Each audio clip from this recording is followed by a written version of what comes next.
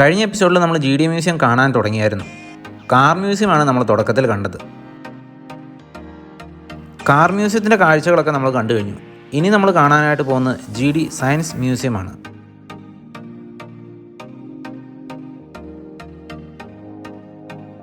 ഇവിടെ പ്രധാനമായിട്ടുള്ളത് GD നായിഡുവിൻ്റെ personal collections, അതുപോലെ തന്നെ അദ്ദേഹത്തിൻ്റെ കമ്പനിയായ UMSും അങ്ങനെയുള്ള കമ്പനികളൊക്കെ നിർമ്മിച്ചുകൊണ്ടിരുന്ന പ്രോഡക്ട്സുകൾ, അതുപോലെ തന്നെ പല പല ഇലക്ട്രോണിക് പ്രോഡക്ട്സുകളുടെയൊക്കെ എവല്യൂഷൻസ് മനസ്സിലാക്കാനായിട്ടുള്ള ഒരു വിശാലമായ കളക്ഷൻസും, ഇതൊക്കെയാണ് ഇവിടെ മെയിനായിട്ടുള്ളത്. ഇനി നമുക്ക് ഈ മ്യൂസിയത്തിൻ്റെ കാഴ്ചകൾ കണ്ടിട്ട് വരാം.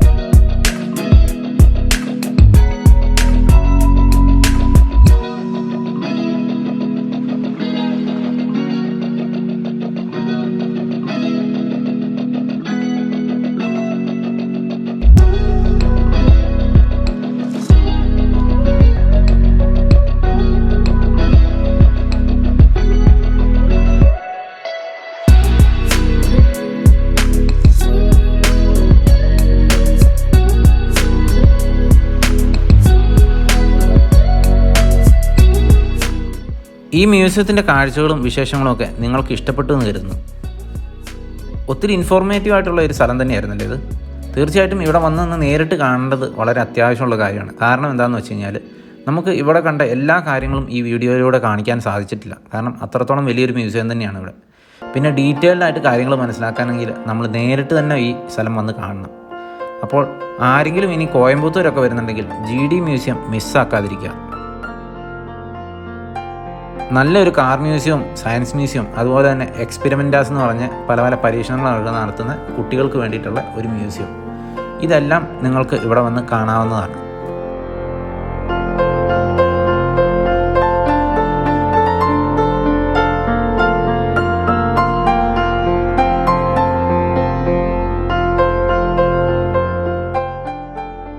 അപ്പോൾ അങ്ങനെ ഈ വീഡിയോ ഇവിടെ അവസാനിക്കുന്നു. വീണ്ടും മറ്റൊരു ദിവസം നല്ലൊരു അടിപൊളി വീഡിയോയുമായി നമുക്ക് വീണ്ടും കാണാം.